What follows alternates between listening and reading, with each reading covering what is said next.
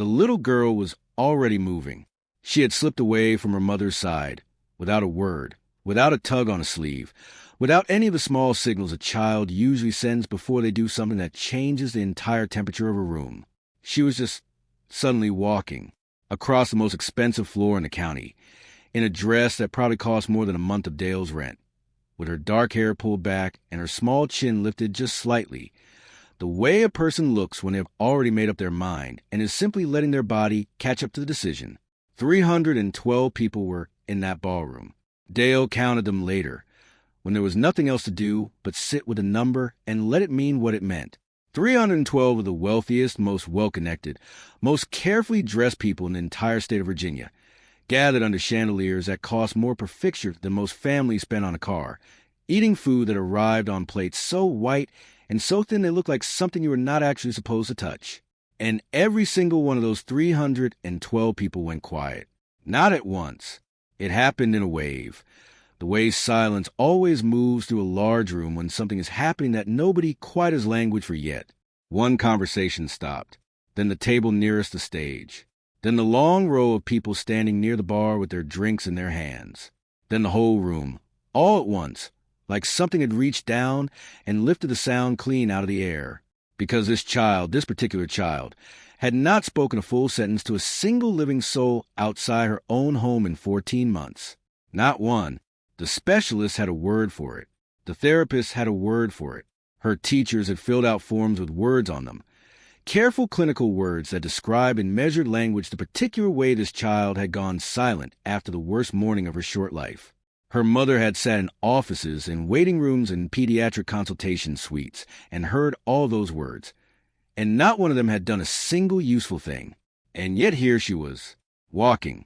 She walked past the table nearest the stage, where the chairman of the hospital foundation was mid-sentence about the endowment. She walked past a cluster of men in dark suits near the centerpiece arrangement of white flowers, men who had spent the better part of 6 months performing elaborate versions of themselves whenever this child was in the same room. She walked past the caterers. She walked past the string quartet that had stopped playing without anyone telling them to. She walked past the open bar and the coat check and the long table of silent auction items. And she did not look at a single thing along the way.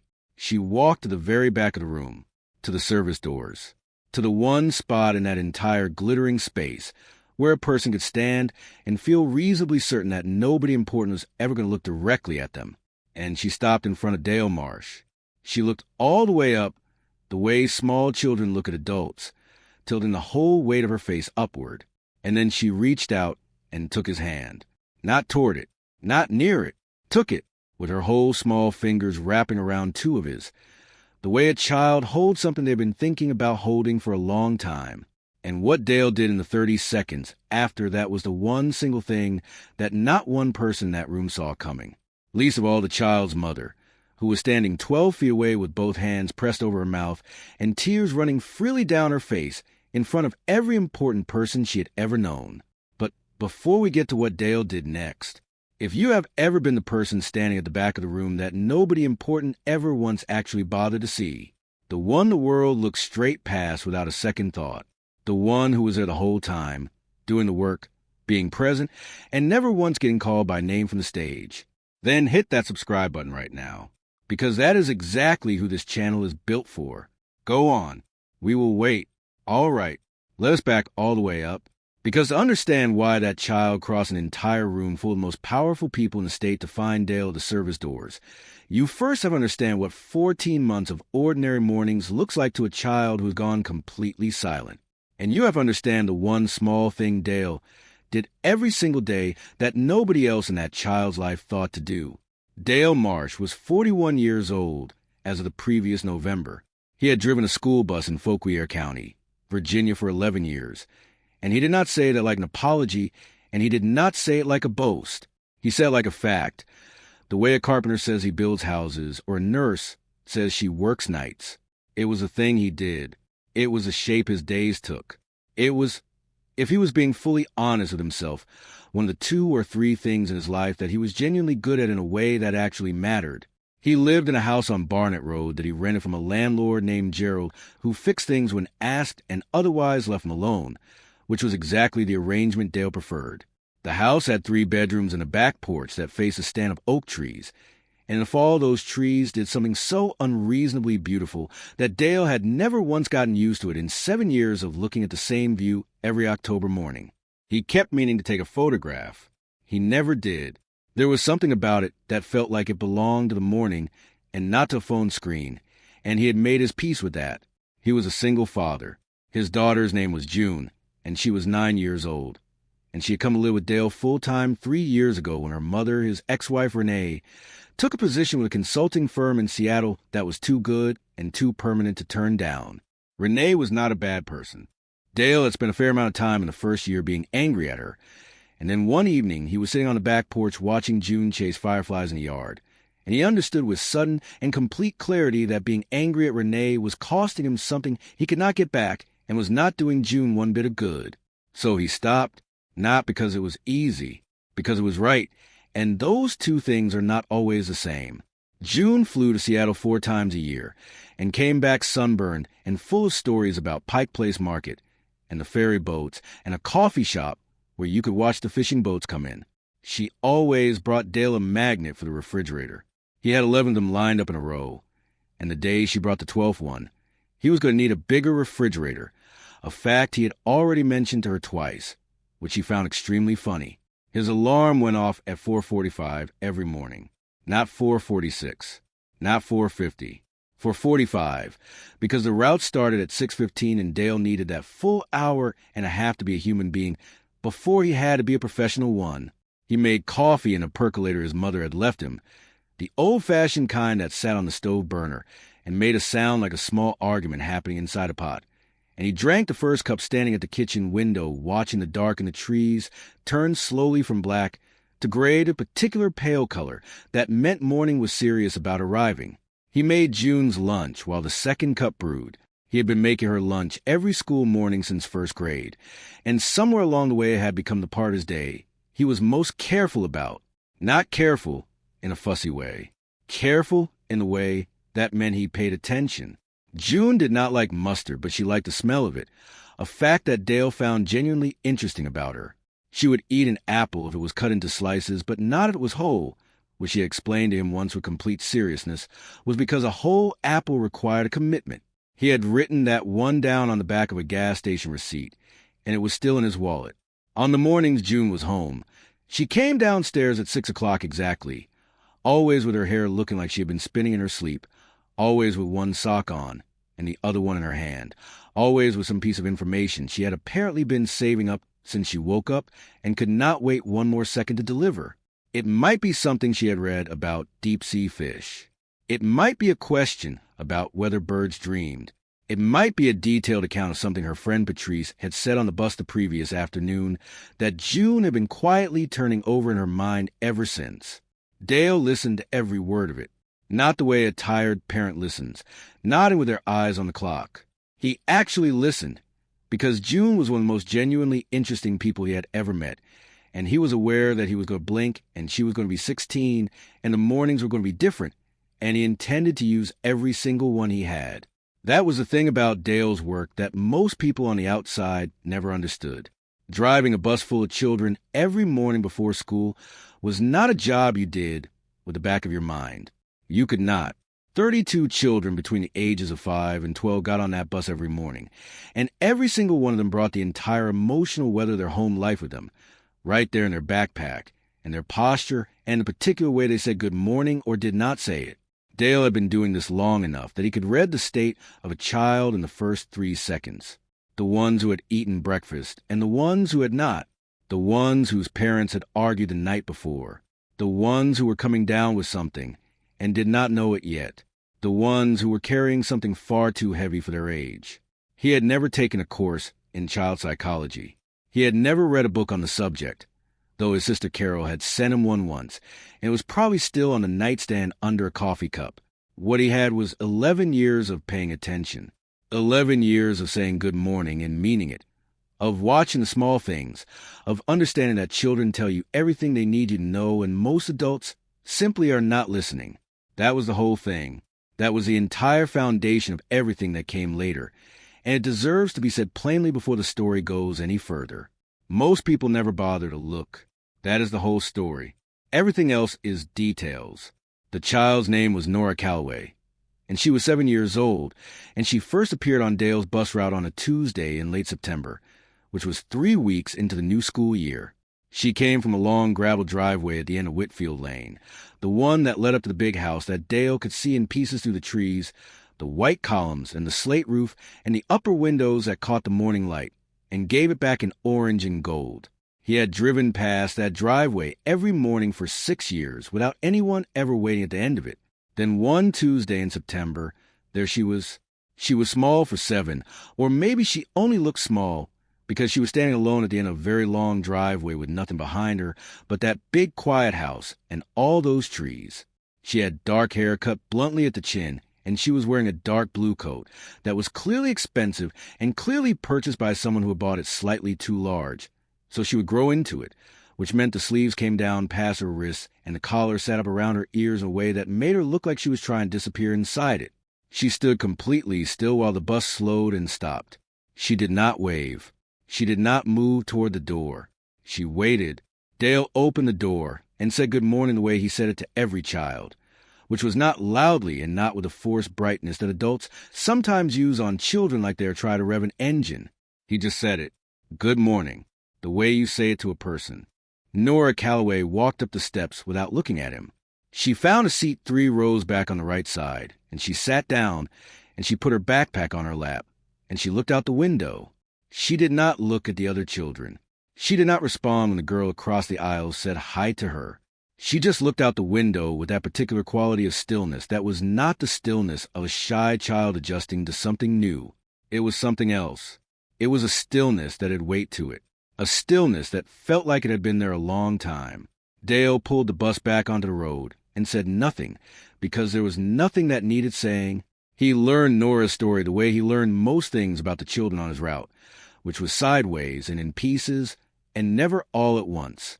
A word here from a teacher waiting with a group of kids at the elementary school pickup. A sentence overheard between 2 parents at a school event Dale attended with June. A few lines from his colleague Barb, who drove the afternoon route and knew every piece of information that moved through Fauquier County at any speed. This is what Dale assembled over the course of the first few weeks, never asking directly, never pressing for more than what came naturally. Nora's father was a man named Patrick Calloway. He had been the kind of person who filled a room without trying, according to Barb, who had a gift for description. Tall, loud in the best way. The kind of man who remembered the names of people's children and their dogs and their parents. He had built a software company in his late 20s that became something considerably larger than he had originally planned. And by the time he was 35, he was a wealthy man by any reasonable standard. He had married a woman named Claire, who was by all accounts his match in every way that mattered. They had Nora when Claire was 29. By every account that reached Dale's ears, they were happy. Not performatively happy. Not the kind of happy people show at parties, but the real kind, the quiet, steady kind that you can see in the way 2 people hand each other things in the kitchen. Patrick Calloway died on a Wednesday morning in July, 19 months before Nora appeared at the end of that gravel driveway. He was driving to a breakfast meeting on Route 17 when a truck ran a red light at the intersection by the farm supply store. He was 41 years old. Nora had just turned 6. The specialist called what happened to Nora afterward selective mutism, with features of acute grief response. That was the phrase. Selective mutism with features of acute grief response.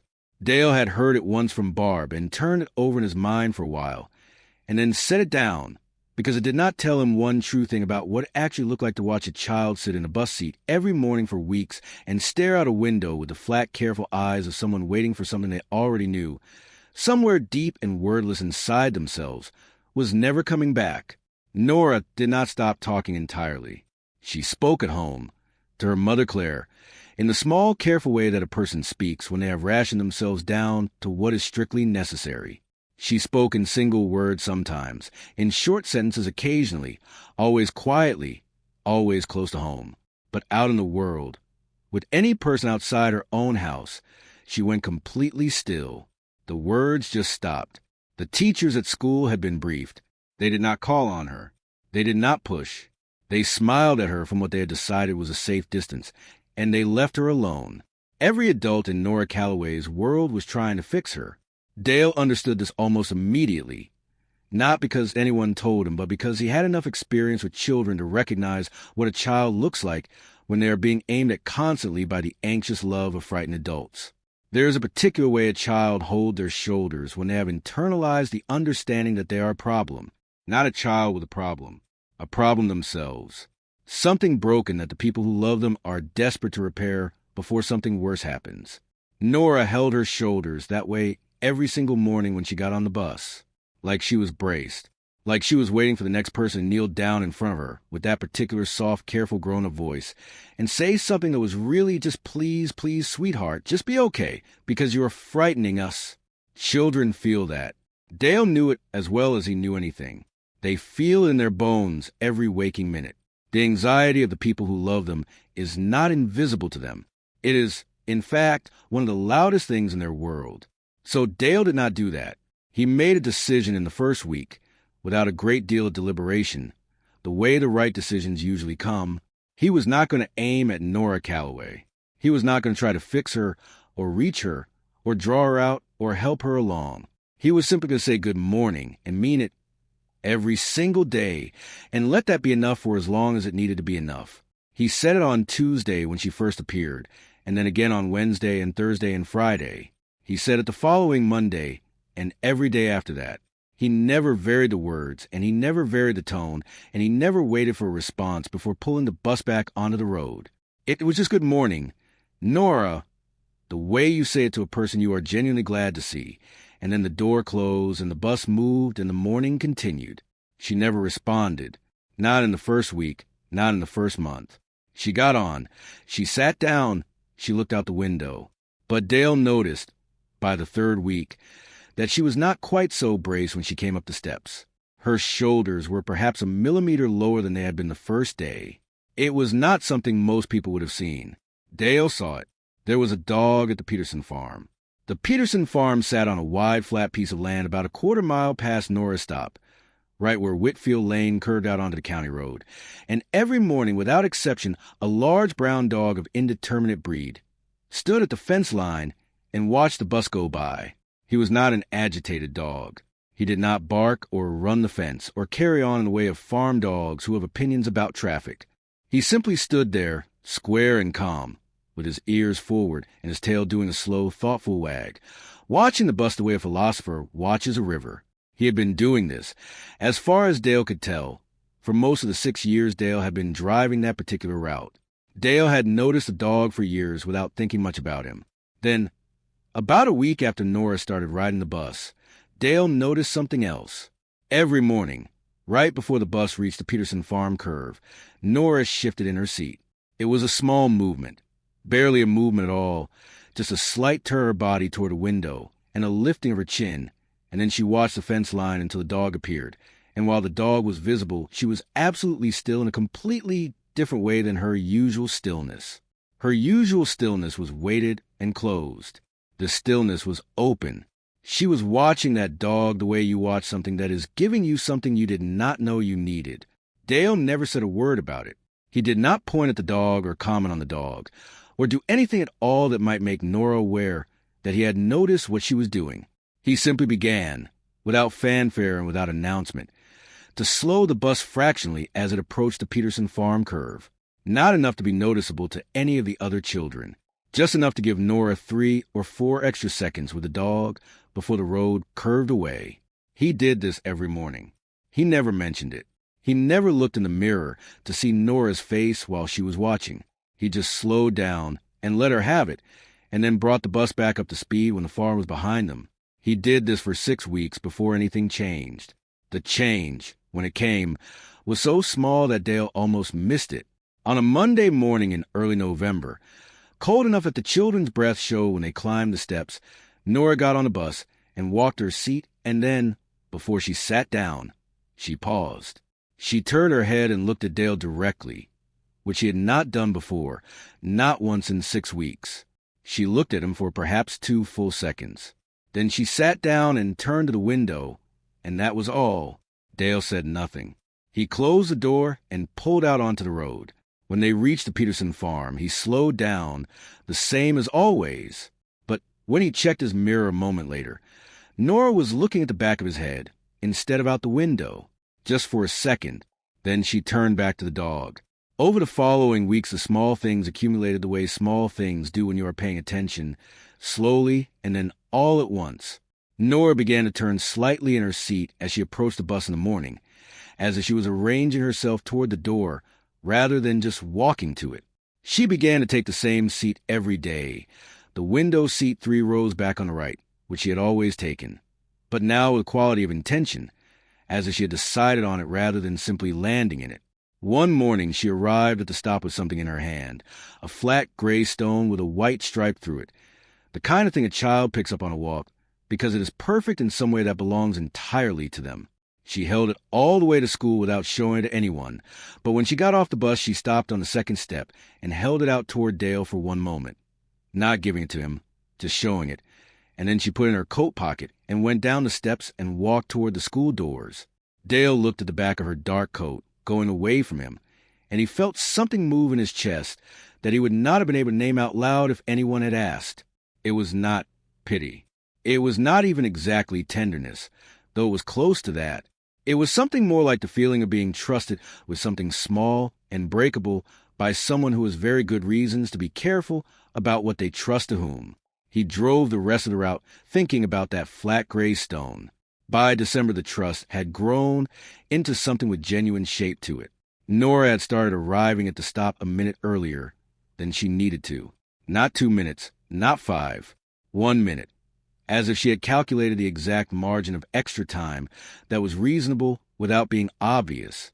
She stood at the end of the driveway and watched the bus come up Whitfield Lane with a quality of anticipation that was completely different from the closed waiting stillness of her first weeks. She was waiting for something specific now. She was waiting for Dale. He still just said good morning. He did not add to it, did not expand it, did not test its edges. Good morning, Nora. That was all.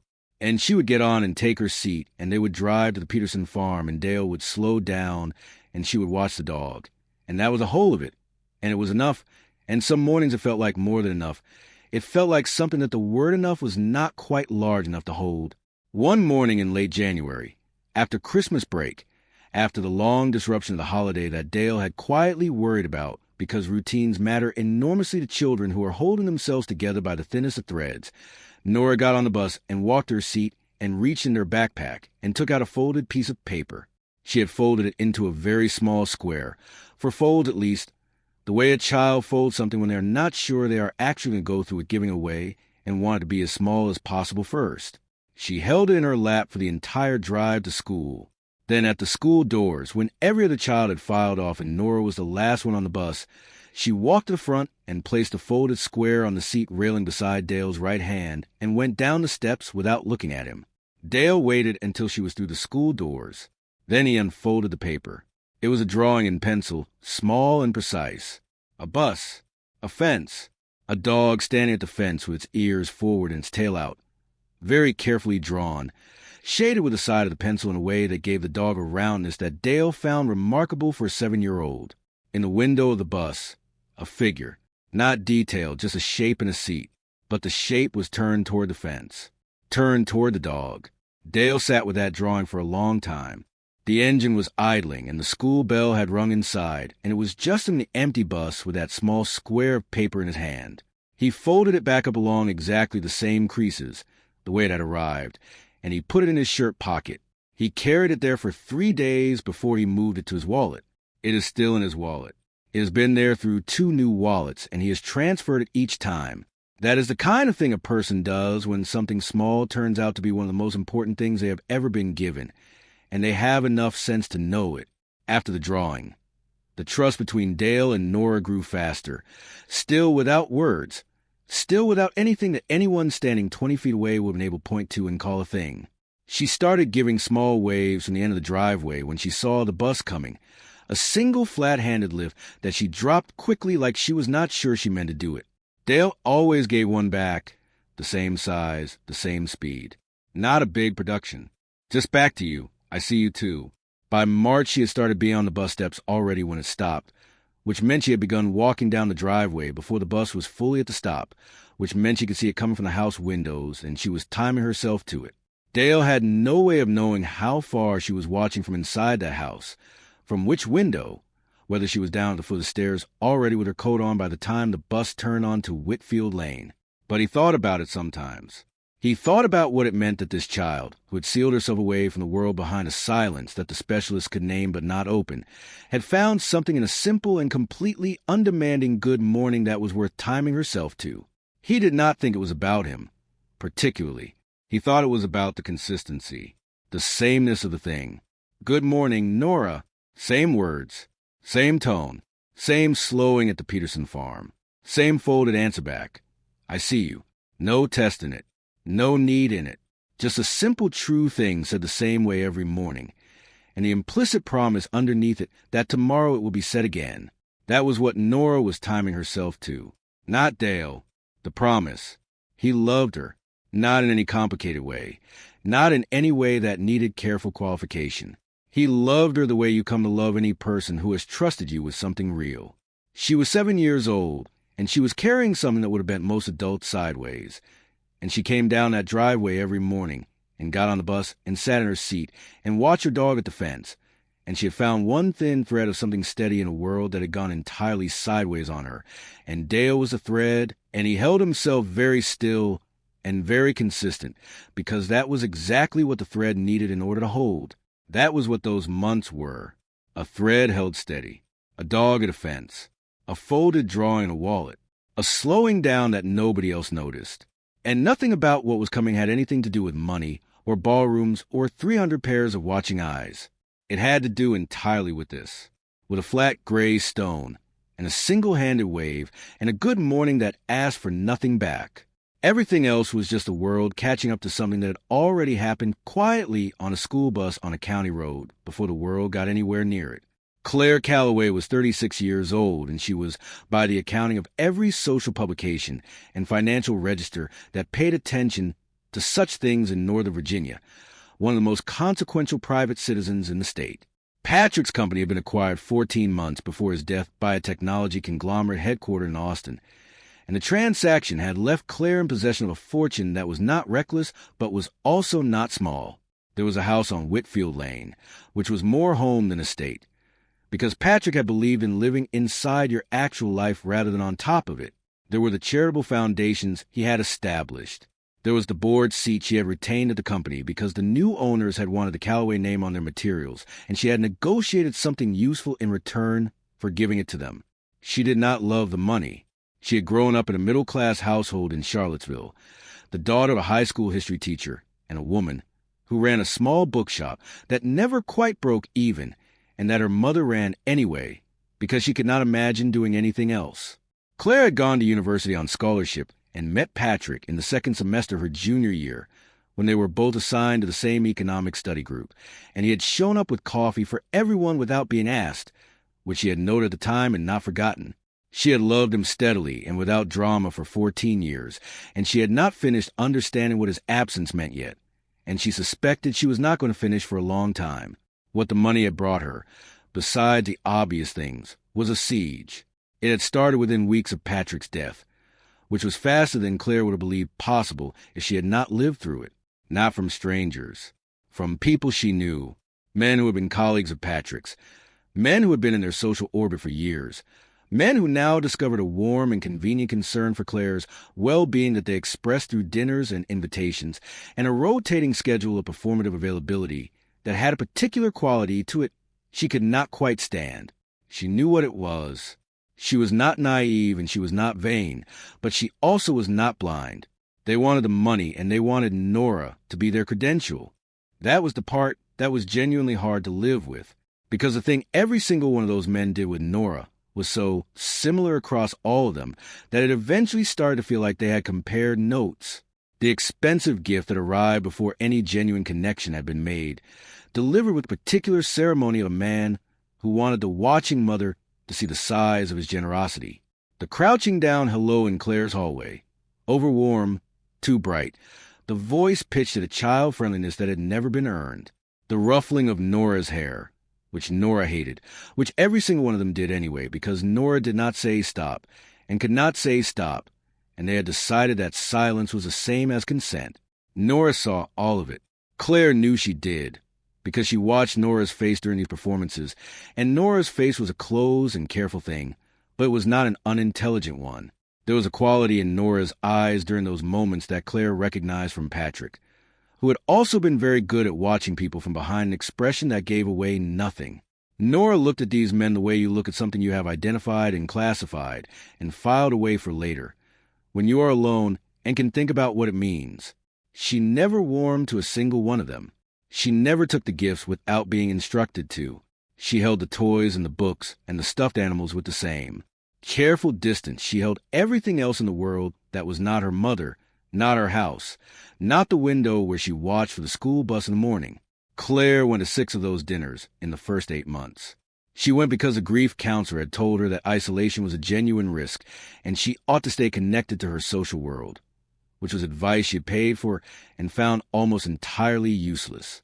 She went because she thought the activity of getting dressed and going somewhere might trick her body into remembering that the world still existed. She went because on 3 of those occasions she had been genuinely fond of the man who asked, or had been once, and she thought there was possibly still something true there that was worth her time. There was not. She understood this fully by the end of the 8th month. These were not bad men, most of them. They were men who had looked at a specific set of circumstances and performed a calculation. And Claire could not find it in herself to respect the calculation, even when she respected the man. She made the declaration at the Hargrove Foundation dinner in April of a year Nora turned 7. It was not planned. She had not come to that event with any intention of making a public statement of any kind. She had come because the Hargrove Foundation had been important to Patrick, and she had made a commitment to continue supporting it. And dinners like this were part of what that commitment required. She had been seated at the head table next to a man named Warren Steele, who was handsome and smooth and had been circling Claire for 4 months with the patient and organized manner of a person who had decided something and was simply working toward it. Somewhere between the first course and the second, Warren had mentioned Nora, and the particular way he had mentioned her, the particular softness in his voice, the particular calculation in the softness, had done something to Claire that she had not felt in 8 months of dinners and condolences and careful performances of her own.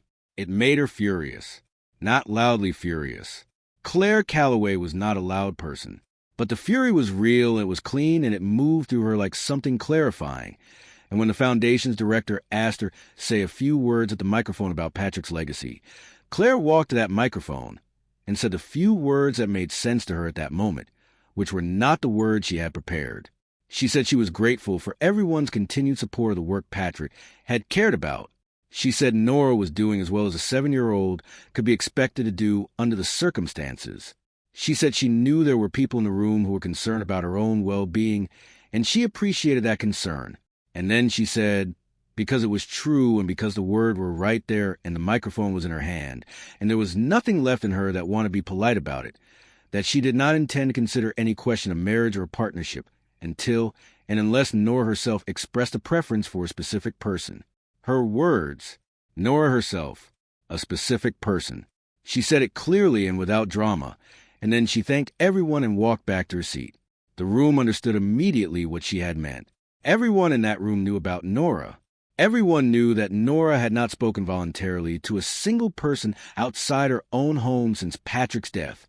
Everyone understood with perfect clarity that Claire had just said never, in the most elegant and unchallengeable way available to her, in front of 230 witnesses. The circling stopped. Not entirely, not overnight, but the quality of it changed. The most determined men backed away. A few remained in her orbit, still present, still polite, still occasionally hopeful in the way of people who believe that time changes things, which it does, but not always in the direction they are hoping for. And Claire was left alone, which was partly what she wanted, and partly something else, something harder to name. She was alone in her big, quiet house with her silent daughter and her Patrick's absence, and the fortune was just something that sat around her like weather, neither earned nor desired, just present, heavy and constant, and not the same thing as company. She watched Nora. It was the activity that organized most of her days, watching Nora not anxiously, or try not to do it anxiously, looking for the small signs of progress that the therapist had told her to watch for. She saw them sometimes and tried not to make too much of them.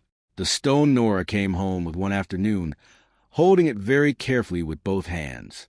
The way Nora sometimes stood at the front window in the morning with her coat already on, watching the road, with something in her face that was not dread, which was new. Claire did not know what was at the end of that road in the mornings. Not yet. The letter came in a manila envelope with the Fauquier County Public Schools seal on the outside. Dale almost threw it away without opening it because manila envelopes from the school district usually contained either paperwork he needed to fill out or paperwork that someone else had filled out incorrectly and needed him to correct. And he was already slightly behind on a form about bus inspection records that he kept meaning to deal with. He opened it on a Wednesday evening while June was at her friend Patrice's house, and he had the kitchen to himself. Inside was a letter on school district letterhead, signed by the superintendent, informing him that his name had been selected in the annual drawing for the district's Community Recognition Gala, held each spring at the Halcyon Event Center in Warrenton, which recognized the contributions of educators, support staff, and community partners to the children of Fauquier County. Each year, 10 names were drawn from a pool of support staff, which included bus drivers and custodians and cafeteria workers and teachers' aides, and those 10 people were invited as guests of the district to a gala dinner that also served as the year's primary fundraising event for the school foundation. Dale read the letter twice. Then he set it on the kitchen table and made himself another cup of coffee and stood at the window for a while. He did not particularly want to go to a gala at the Halcyon Event Center. He had driven past the Halcyon Event Center many times over the years, and he had a clear impression of it as a place that was designed for people whose relationship to money was entirely different from his own.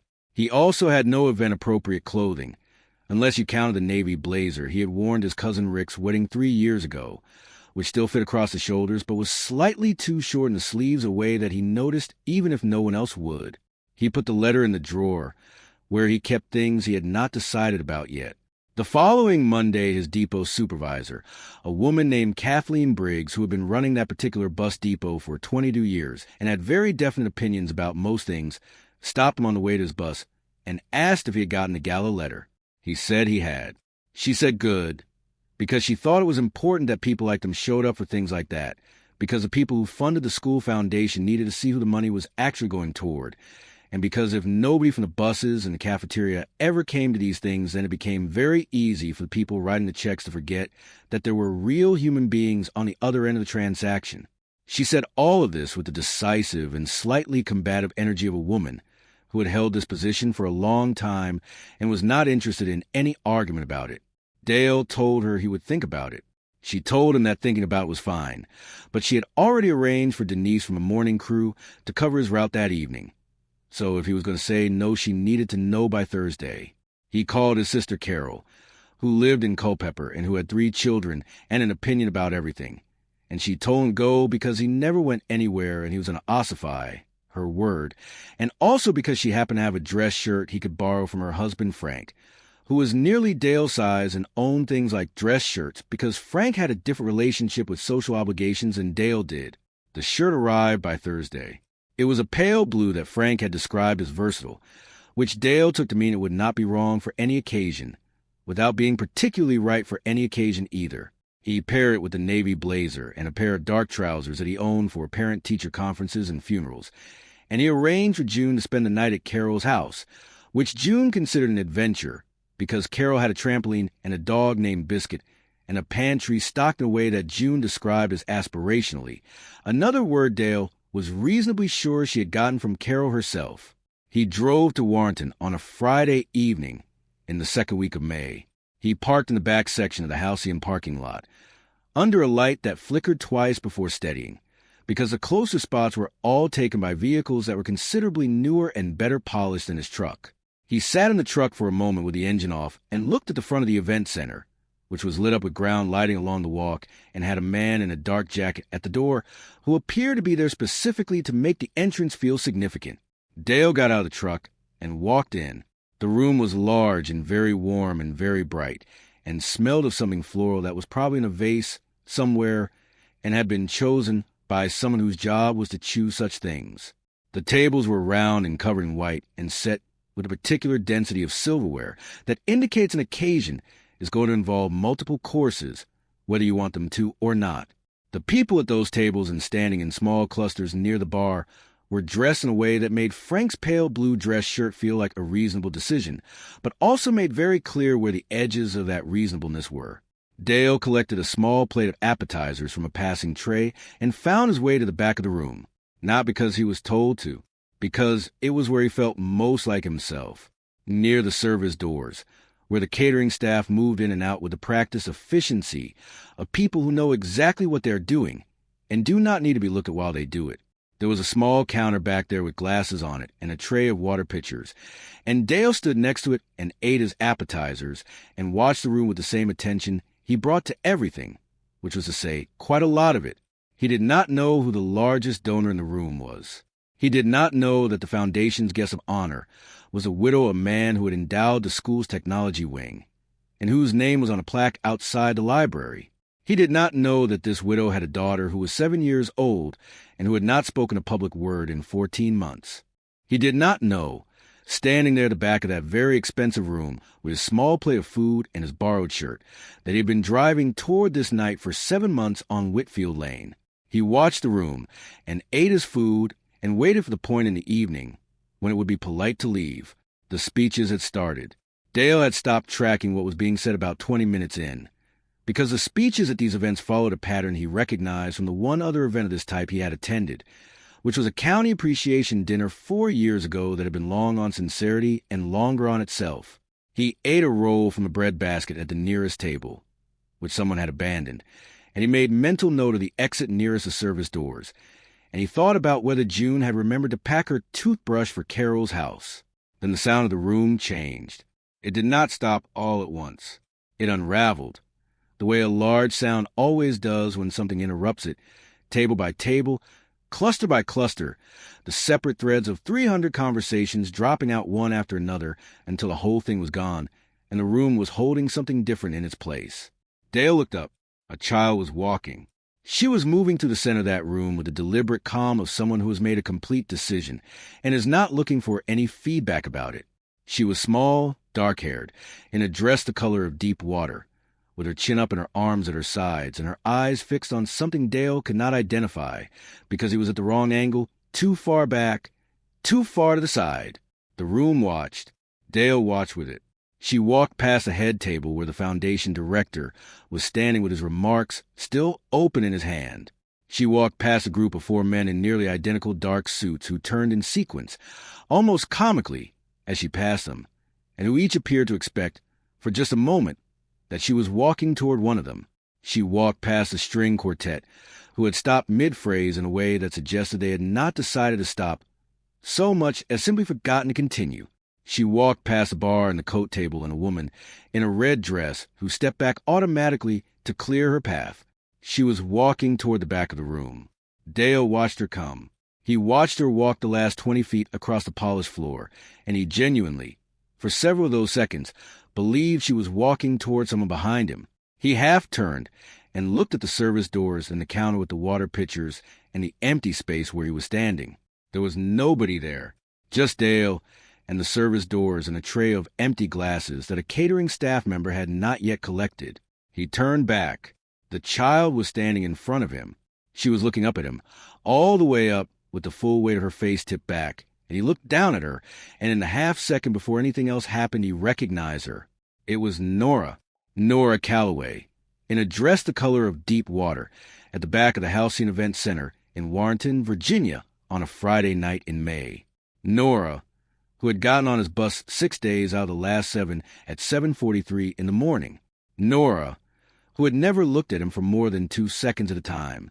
Nora, who had drawn a dog at a fence with a small shape in the bus window. She reached out and took his hand. Not toward it.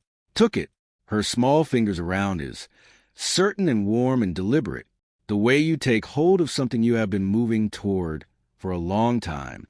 Then she spoke. Her voice was not the voice of a child who had not used it in 14 months. It was small and it was steady, and it had in it the absolute plainness of something true. She said, "You always slowed down for Chester." 7 words. Chester, the dog at the Peterson farm, had a name Dale had not known, and Nora had known it the whole time and had apparently been saving it for exactly this moment, or for some moment, and this was the one arrived in. The room was completely silent. Then, from a few feet to Dale's left, a sound that was not quite a sound, more like the sound almost makes before it becomes something else, and Dale turned his head and saw Claire Calloway standing with both her hands pressed over her mouth and her eyes full of everything she'd been carrying for 14 months, running freely down her face in front of every person she knew, because she had heard her daughter's voice, out loud, in public, for the first time since Patrick Calloway died on Route 17 on a Wednesday morning in July. 7 words about a dog named Chester, the foundation director, who was a kind man with an instinct for the memorable moment, said something into the microphone. He said it warmly, and he meant it as a celebration, which it was, and the room began to laugh and then to applaud, the way rooms do when they have witnessed something that feels like the universe putting something right, and all 300 of those faces turned like a single slow creature toward the back of the room, toward Dale and the service doors and the child standing in front of him with her hand in his. And Dale understood in one cold and precise instant exactly what was happening. He had heard about the vow. Not directly, not from Claire, but from Barb, who knew everything, who had told him about it 6 weeks ago over coffee in the depot break room, the story of the Hargrove Foundation dinner, and what Claire Calloway had said into microphone, and Barb had told it as a piece of good gossip, warm and admiring, the story of a woman protecting herself and her child in the most elegant way available to her. Dale had listened and thought it was an admirable thing, and then put into part his mind where things go that are interesting but do not apply to him. It applied to him now. He stood at the back of that ballroom with Nora Calloway's hand in his and 300 people looking at him, and the woman who had made a public vow standing 12 feet away with tears on her face, and the foundation director still saying something warm and well-meaning into the microphone. And Dale took in the full architecture of the moment. He took in what every single person in that room expected him to do. He looked down at Nora. Every man in that room would have known what to do. Dale was certain of this without being bitter about it. He could see it in the faces turned toward him, the warm, expectant delight of people who believe they are watching something fall into place, a story completing itself, a locked door opening. A beautiful, brilliant, wealthy woman, a public vow, an adored child's open and irrefutable choice, made in front of the best possible audience. You did not fumble that. Nobody with any sense fumbled a thing like that. Dale looked at Nora's face. She was still looking up at him, and her face was perfectly clear, which was the word that came to him. Perfectly clear. Not hopeful, not calculating, not waiting for anything. Just clear. She had done the thing she meant to do, and she was standing in it, and she was not thinking about the room or the vow or the 300 faces, or her mother standing 12 feet away with tears on her cheeks. She was thinking about Chester. She had crossed a room full of important people to tell the one person who slowed down for Chester that she knew his name. That was all she had done. That was the whole of it. Dale let go of her hand. Slowly, gently, the way you release something breakable, taking all the care of it back into himself, so that the release was entirely his and cost her nothing. Then he went down on one knee, not kneeling with ceremony, not making a thing of it, just down on one knee on the polished ballroom floor so that his face was level with hers and the room was behind his back. It was just the two of them, the way it was every morning on the bus, just the two of them at the county road going past, and the trees, and the fence and Chester. He kept his voice low. For her, not for the room. The room could hear whatever it heard. This was not for the room. He told her that what she had just done was the bravest thing he had ever watched any human being do. He said it plainly, and he meant it completely. He told her that he was honored to be her friend. He told her that he had known they were friends for a long time, since the stone, though he did not say since the stone, because she might not have wanted to know how carefully he had been watching, but he said for a long time in a way that meant it. He said friends was exactly the right word, and he was proud she had used it. Then he stood up. He turned and looked at Claire Calloway directly, and he found that she was already looking at him, had not stopped looking at him from the moment Nora took his hand, and her face had changed since then, changed in a way that was complex and not entirely readable, which was fine. There was time for that.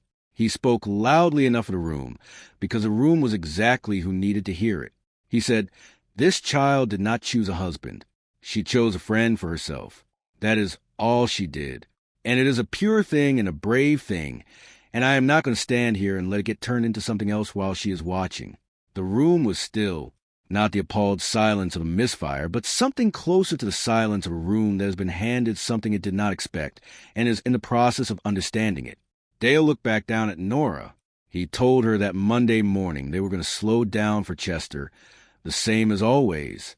He told her he would see her at 7:43. He told her that Chester would be there. Nora looked up at him for a moment.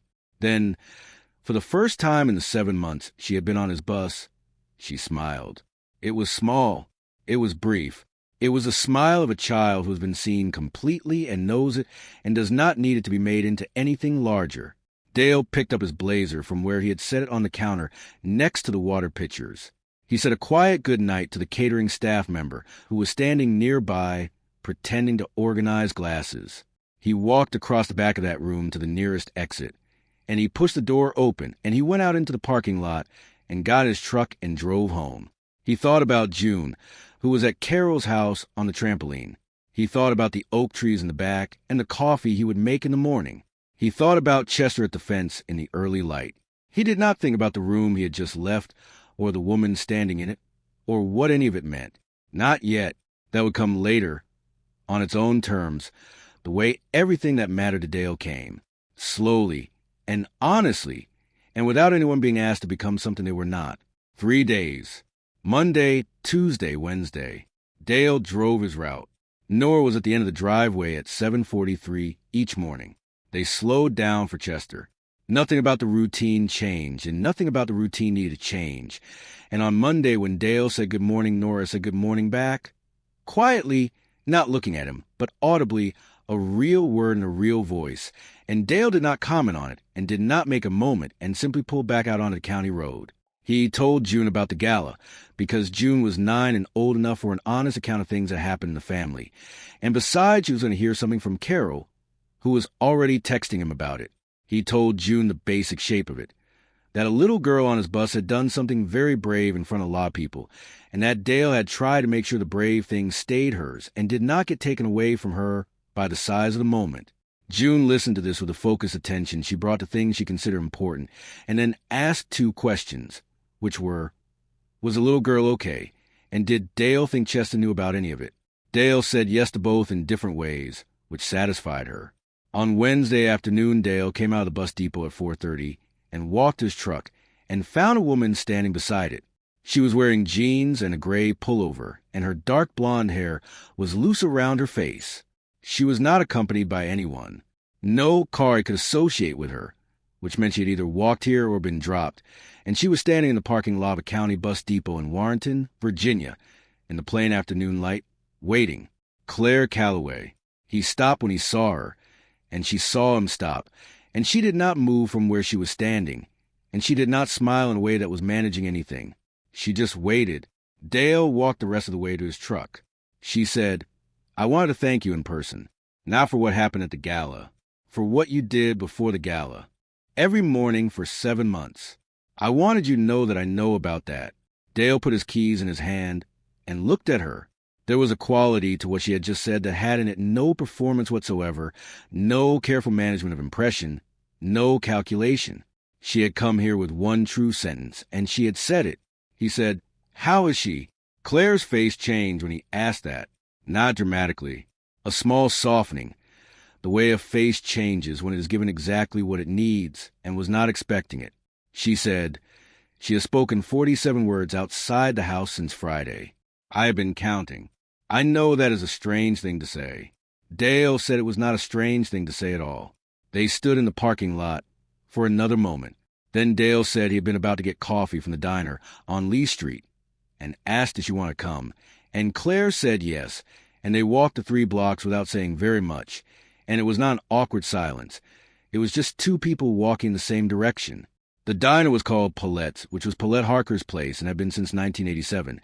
And the coffee was not remarkable, but it was hot and real, and it arrived without ceremony in a cup that was thick and white, and had a small chip in the handle on Dale's cup that had been there the 2 years he had been coming here.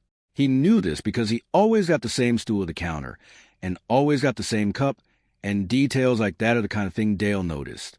Claire put her hands around her cup and looked at the counter for a moment before she looked at him. She said she owed him more than a thank you. She said the specific thing he had done at the gala, the turning away from the room, the kneeling down, the keeping it between Nora and him, had done something for Nora that Claire did not have adequate language for yet, but that she was certain about. She said it was the same thing he had apparently been doing on the bus for 7 months without being asked to do it, and without anyone knowing he was doing it, which was simply seeing Nora as a person and not as a problem or a symbol or adored anything else. She said, "You were the first person in 2 years who looked at my daughter and did not immediately see a way to use her to get to me." Dale heard that sentence and sat with it for a moment. Then he said he had not known who Nora's mother was for the first 3 weeks, and that by the time he did it was not a thing that had any bearing on what he was doing. Claire said she knew that. She said that was exactly the point. They drank their coffee. Paulette came by and refilled without being asked, the way Paulette always did, and gave Dale a look that meant she was cataloging this and would have opinions about it later, which Dale accepted as the price of being a regular.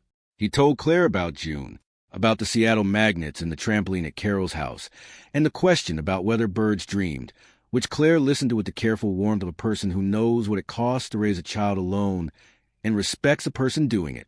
He told her about the bus route, about the specifics of it, about what he had learned over 11 years about the particular and largely unnoticed emotional geography of any given school morning, and she asked genuine questions, the kind of questions that meant she was actually listening and not just waiting for her next turn to speak. She told him about Patrick. Not the whole story, not then, just a true outline of it. The way a person tells you the shape of something large when they are not yet ready to take you all the way around it. She said he had been the most naturally kind man she had ever known, in the specific way of people who are kind because they are genuinely interested in other people rather than because they have decided kindness is a good policy. She said the absence of him had a weight she had not expected, not just the grief of missing him, but the specific weight of raising a child without the person who was supposed to be doing it with you, the way every decision about Nora had a second step in it now, a step that used to be Patrick's, and doing it alone meant she carried the whole staircase.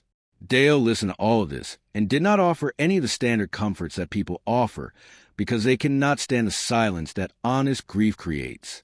He just listened, and the listening was enough, and they both seemed to know it. They did not talk about the vow. Not once.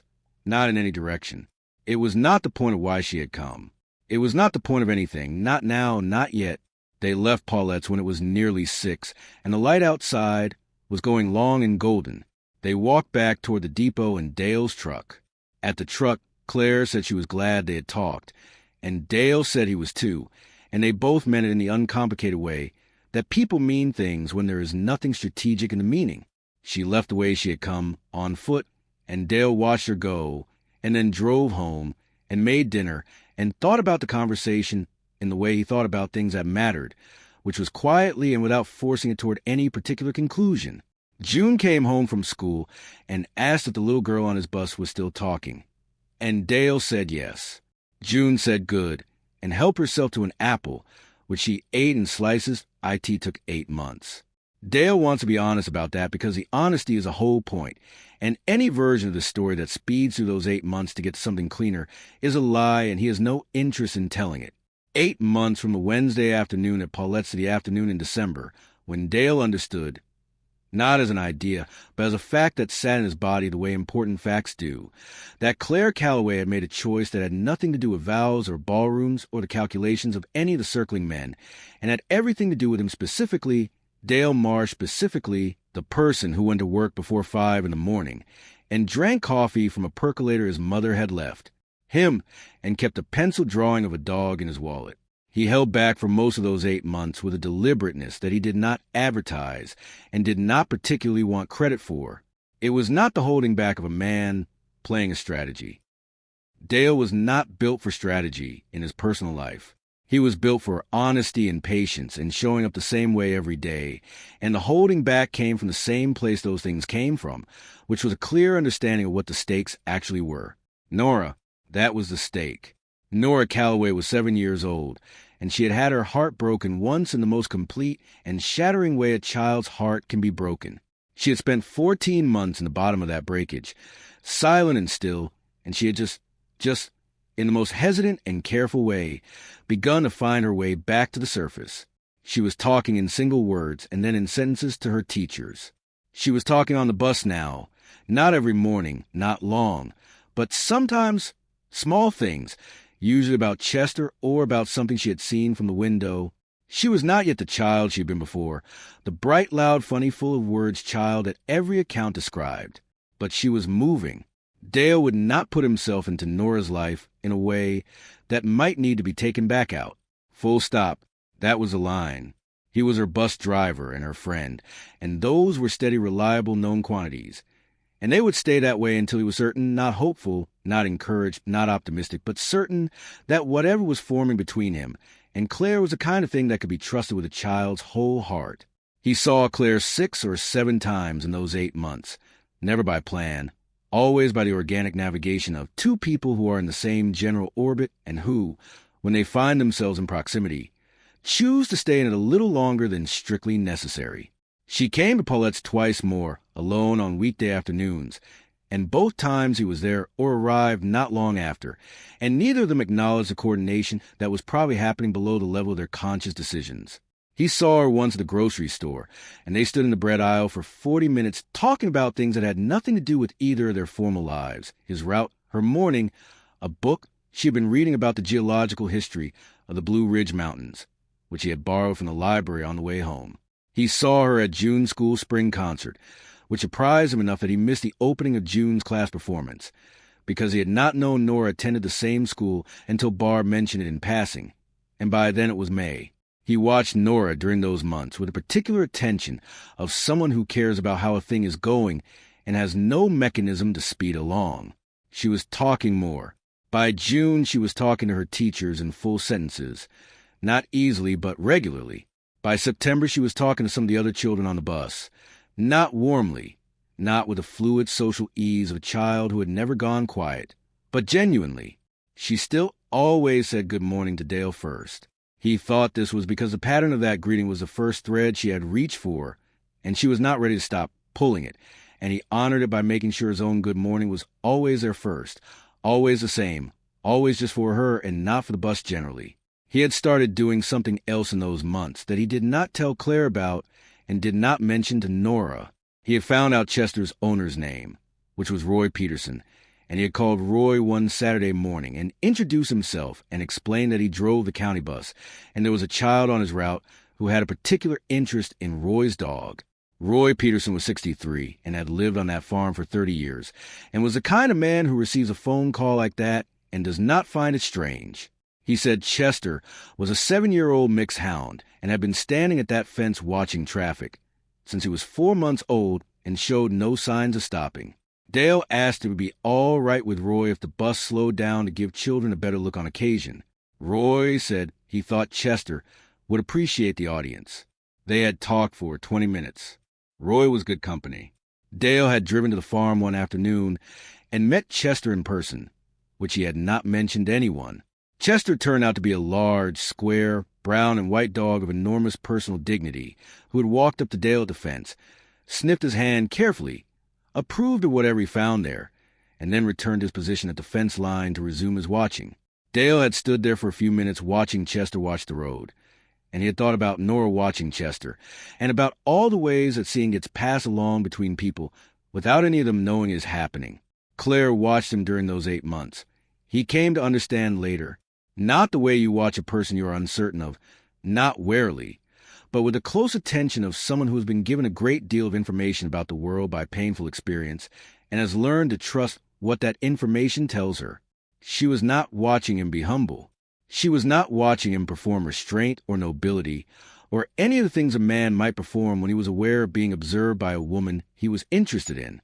She was watching the specific and unremarkable way he treated her daughter in the moments when there was absolutely nothing in it for him. The consistency of the morning greeting, the slowing at the Peterson farm, which she had noticed from a window and which Barb, inevitably, had eventually explained to her. The afternoon he had stayed 20 minutes after dropping Nora off at the long driveway to help her find a library book she had dropped somewhere in the bus, the two of them on their knees between the seats, and Nora laughing, actually laughing, for the first time Claire had seen in 14 months, and Claire watching from the front doorway with her hand on the frame. She was watching Nora's face when Dale arrived. That was what she was falling for. Not a quality, not a type, not a symbol of anything. A specific man doing a specific small thing day after day with her specific daughter, for no reason she could identify beyond the fact that he saw that child and cared about her genuinely. And that kind of genuine thing, Claire had learned at considerable personal cost, was not something you found twice in a life if you found it once. They walked the rest of the Reservoir Trail, which was 4 miles, and talked about everything and nothing, and the water was gray, and the trees were bare, and the light was the short pale light of January, and it was one of the most efficient days Dale had ever spent. They were married the following September, on a Saturday afternoon in the backyard of the house on Whitfield Lane. Not the ballroom of the Halcyon Event Center, not a venue, the backyard, with the lawn still green in the early fall, and the oak trees starting to turn at the edges in the amber way they do in September, and a caterer that Claire had hired who would set up long white tables in the grass, and string lights that would come on at dusk. 31 people. Not 312. 31. Which was a number of people in their separate lives that they both genuinely loved, without any of the add-ons and obligations that money and social position produce when left unmanaged. June was the bridesmaid, sole and complete, in a dress she had chosen herself, which was a deep rose color that she had defended against Carol's suggestion of mint green with a firmness that had impressed everyone present. She had her hair up for the first time in her life, and she looked so much older in it that Dale had to stop himself from saying something about time out loud and embarrassing both of them. She stood to the left of Claire the whole ceremony with her bouquet in both hands and a composure on her face that lasted until the officiant said the word family, at which point her composure came apart briefly, and she put her chin down and then put it back up, which Dale saw from 3 feet away and which cost him a significant amount of his own composure. Nora wore the same deep water blue she had worn to the gala. She had asked to. Claire had offered her anything in any color, and she had asked for the blue, which was a dress she had been wearing the night she crossed the room, the night the words came back, and she wanted to wear it at this, too. This was the thing Nora said in a full, clear sentence, directly, looking at her mother. Nora had not stopped talking since the gala. That was not quite accurate. She had not talked at the volume or pace or density of the child she had been before. Not yet, though the therapist said that would come, and Dale believed her. But she talked. Every day. In words and sentences, and eventually in full ordinary paragraphs, about Chester and about school and about June, who she had adopted as an older sister with completeness and swiftness that had required zero negotiation on anyone's part. The two of them simply one day deciding it was so and proceeding accordingly. At the wedding, Nora stood next to June. They had decided this between themselves, the arrangement of where they would stand, and they had decided it with the straightforward authority of children who have sorted something out and don't particularly require adult input. Nora stood next to June with her small hand in June's larger one, and she watched Dale and Claire say their words to each other with an expression that Dale, when he looked at her, had to look away from quickly because it had in it everything she had been carrying and everything she was letting down, and he was not going to cry before the end of the vows. He had made himself that promise. Nora's therapist, Dr. Renner, had been invited. She sat in the 3rd row and cried comprehensively and without apology, which Dale had expected and which he found entirely appropriate. Dale's friend Thomas, who had driven the bus route south of Dale for 9 years and was one of the most reliably decent human beings Dale had ever known, was the best man and gave a toast that was 3 minutes long and contained one joke, which was about Chester, who Thomas had heard about a considerable length over the past year. The joke landed because Thomas had the gift of timing, and because the name Chester, at this particular gathering of 31 people, had gathered around it enough meaning that it could bear the weight of a joke without losing any of that meaning, which is a thing that only happens to the kind of words that belong to a real shared story. Chester was present. This had been Nora's one formal request, made 5 weeks before the wedding in the matter-of-fact tone she used for things that were non-negotiable. Chester was coming. She had already asked Roy Peterson, and Roy had said yes, and Roy was also coming, which nobody had planned for, but which everyone was immediately glad of, because Roy Peterson turned out to be excellent company and had a way with a long table of people that suggested he had spent a lifetime being exactly where he was needed. Chester walked in with Roy on a long brown lead, and the moment the 31 people in the backyard saw that large square brown and white dog with his ears forward and his tail doing its slow philosophical wag, a sound went to the gathering that was not quite laughter, and not quite something more than laughter, but was in the neighborhood of both. Chester walked to the end of his lead and surveyed the gathering, and then sat down next to Nora with the air of an animal who had been placed exactly where he was always going to end up. Nora put her hand on his back. She had named him Chester. That was the thing Dale understood now, or Claire had told him the full story. Roy had called the dog something else, a name Dale had forgotten because it was not a name that mattered. It was Nora who had named him Chester the previous winter, from the window of the school bus, in her head, silently, for reasons that belonged entirely to her. And then on the night in the ballroom, she had said the name out loud to the one person she trusted to know what it meant. Not to her mother, not to a therapist, not to anyone who was trying to fix her, to the man who slowed down. Dale's side of those 8 months was its own separate work. He did not fall for her because she was rich. The money was not invisible to him. It was not something he could honestly say he never thought about. But what he thought about was mostly that it was a great looming obstacle to any simple honest thing, a permanent pressure on the situation, a guarantee that every person who found out about whatever was happening between them would immediately begin to tell a story about it that was not the true story. He had heard enough of those stories. He had no interest in becoming one. He did not fall for her because she was beautiful, though she was, or because she had been through something hard, though she had.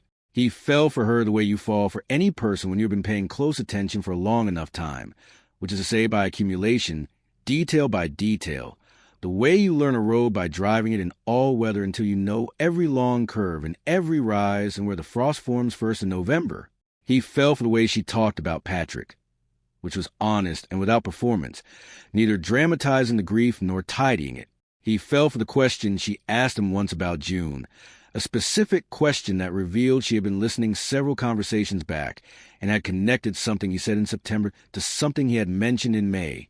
He fell for the afternoon in October when she arrived at Paulette's already annoyed about something and did not manage it or apologize for it or shape it into something more presentable. Just sat there with her coffee and her annoyance and let it be what it was. And in 20 minutes it had worked itself out and she was fine. And the whole sequence had required absolutely nothing from him except his presence and his willingness to not make it a thing.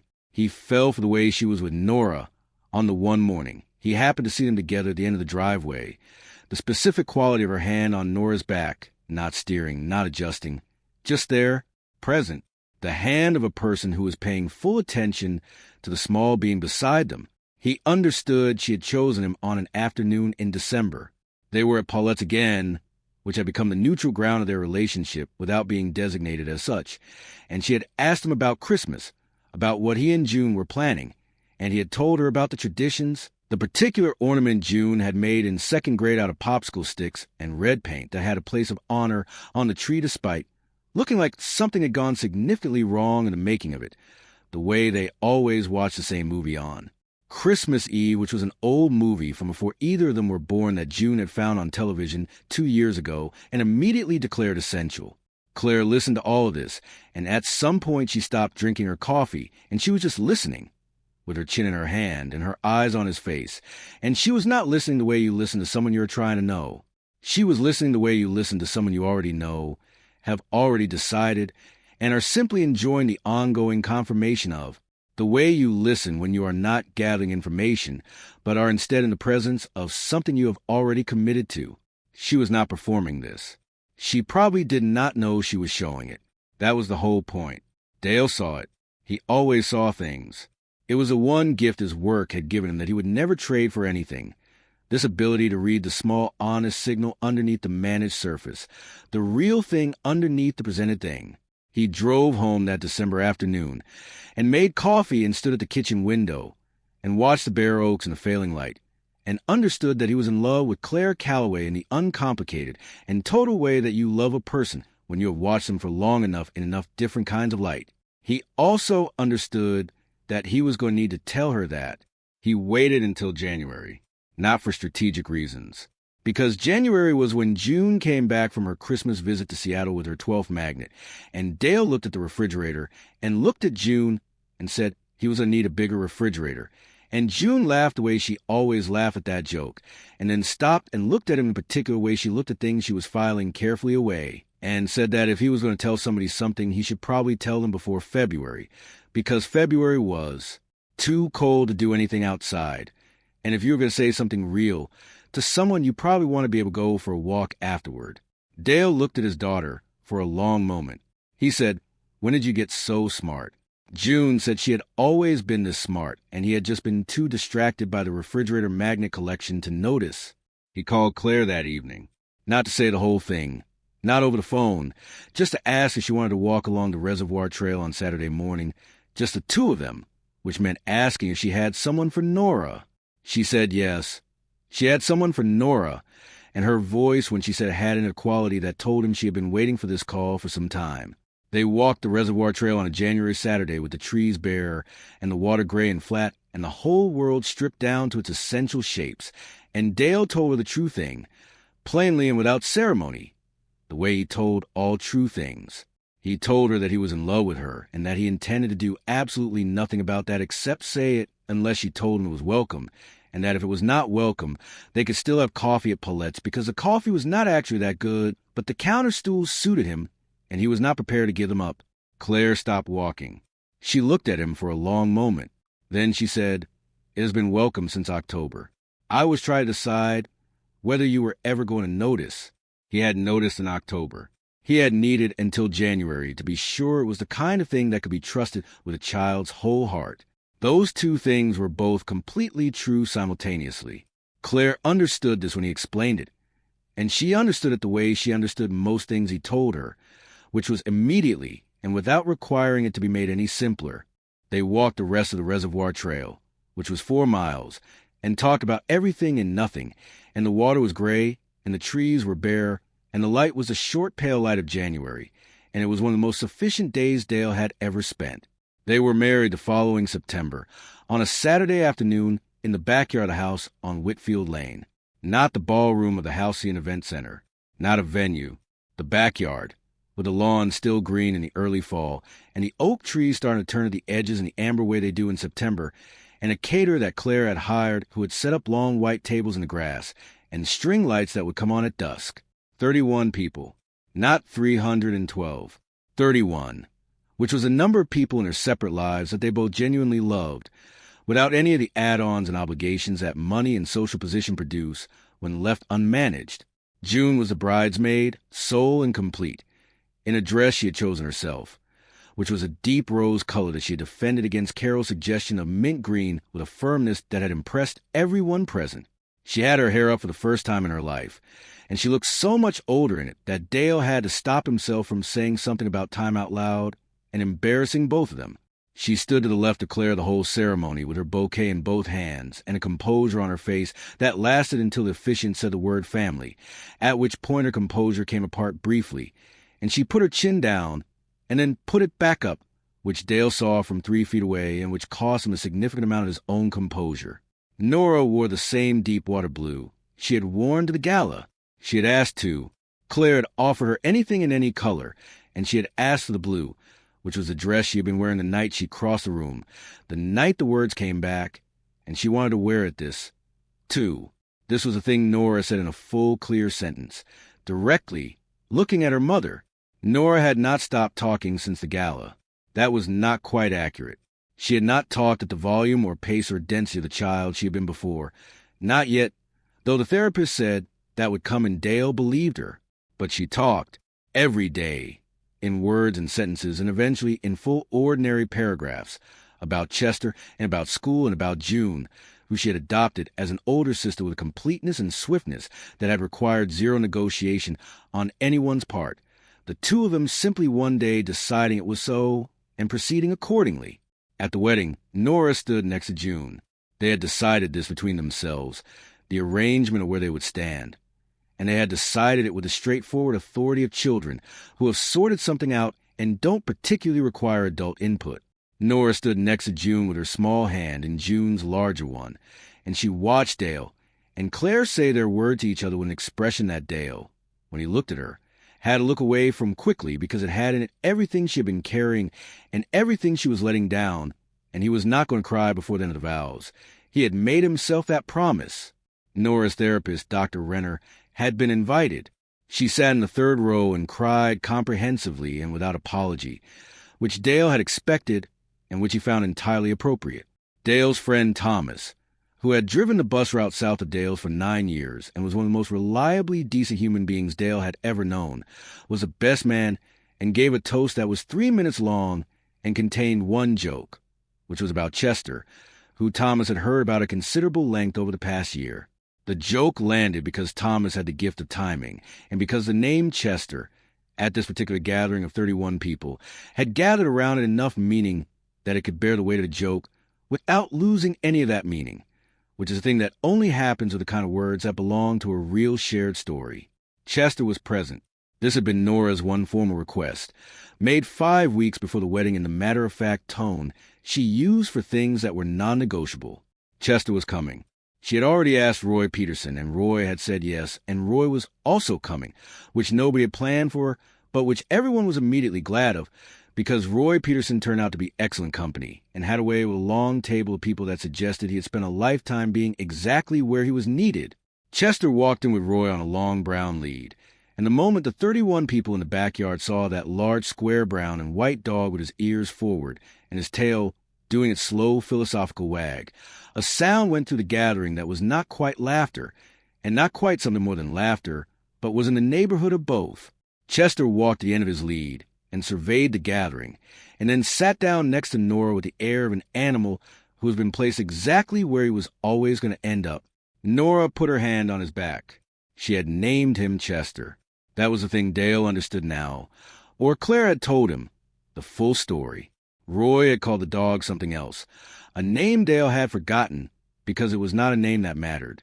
It was Nora who had named him Chester the previous winter from the window of the school bus, in her head, silently, for reasons that belonged entirely to her. And then on the night in the ballroom, she had said the name out loud to the one person she trusted to know what it meant.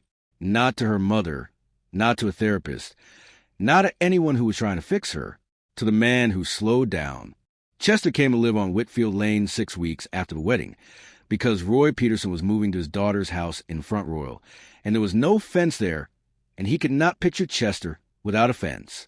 He arrived in Roy's truck with his lead and his dog bed, and the particular dignity of a creature who moves through the world on his own terms, and he walked the property line of the Whitfield Lane house with great methodical care for 40 minutes, and then sat down at the eastern fence line where property bordered the county road, and looked out the road with his ears forward and his tail going, and that was that. Nora brought him inside every night. In the mornings, when Dale drove his route down Whitfield Lane at 7:43, Chester was at the fence. Dale always slowed down. The story the ballroom thought they were watching that night was a simple one, and a satisfying one, and the ballroom was not wrong to find it satisfying, because it had the shape of something that feels good to watch. The lucky bus driver, the quiet, ordinary working man who ended up in the right place at the right moment, when a beautiful, wealthy woman's child did something extraordinary, and was handed the whole thing on a platter. The lottery you did not buy a ticket for. That was the story. Dale knew it because it was told, with warmth and without malice, by people who were genuinely happy for him. And he let them tell it, because it was their story about what happened, and they were welcome to it. But that was not the story. Here is the story. A child spent 14 months of her short life completely silent because every single adult around her was anxiously and lovingly trying to fix her, and the accumulated weight of that fixing was one of the loudest and most exhausting things in her world. And she was so deeply tired of being someone's broken thing. And the one person who simply saw her, who said good morning and meant it and asked for nothing back, who slowed down for small, unremarkable, beautiful things she needed to see every morning on the way to a day she did not particularly want to face, who never once treated her like a problem or a door or a symbol of anything at all, turned out to be the one person on this particular earth that her battered and careful heart finally reached for in a room full of people who looked a great deal more impressive and gave her absolutely nothing she needed. That is the whole story. Everything before is set up, everything after is a reward. Dale chose the child over fairy tale. And in the end, the child turned out to be how he got the whole family. Anyway, he still drives the bus. He wants to say that clearly, not because they need the money, though the money from the route buys his independence and always will, but because there are children on that bus every morning who are carrying things that are too heavy for small shoulders, and he gets 40 minutes with them at the beginning of every day before the rest of the world gets its hands on them, and that 40 minutes matters. He knows it matters because he watched what it did for one child, and he will never stop believing what it can do for others. The exhausted ones, the hungry ones, the ones whose parents argued the night before, the ones coming down with something they do not know they have yet, the ones carrying a grief so specific and so heavy that they have gone entirely still inside it. He sees them. He sees them in the first 3 seconds, and he says good morning the way you say it to a person you are genuinely glad to see. And sometimes that is the only good morning in their whole day that means it, and he is aware of that. There are children like Nora at every school in this country, in every county, on every bus route. Children who have gone quiet in ways that look like a problem solved and are actually a request for the one thing nobody around them seems to have, the ability to sit still and see them and need absolutely nothing back. You do not need a degree for this. You do not need a credential or a methodology or a framework or a book. You need to show up the same way every morning and mean the greeting and slow down for the dog of the fence and let the child have a small thing that belongs to them without making it strange. That might just be the most important job there is. A room full of powerful people. 312 of them. The wealthiest, the best connected. The most carefully assembled social world that the county of Fauquier could produce. And not one of them managed to see the one ordinary person standing right at the back of that room, near the service doors, next to a tray of dirty glasses in a borrowed shirt, and a child who had not spoken a public word in 14 months crossed the entire length of that room and walked past every last one of them to take that ordinary person's hand. Because he had been the one soul in her daily world who saw her completely, without agenda, without need, without the anxious love that is sometimes indistinguishable from pressure, who said good morning and meant it and slowed down and let her watch her dog and never once needed anything back. That was all. That was the whole thing. See a person. Ask for nothing. Show up the same way tomorrow. Think about who did that for you. Not in a ballroom. Not in any place that would make a good story in the telling. Somewhere ordinary. Some morning or some afternoon or some period of your life when you felt entirely invisible to the rest of the world, and you were starting to wonder if you actually were. Someone who slowed down. Someone who said a true thing and meant it.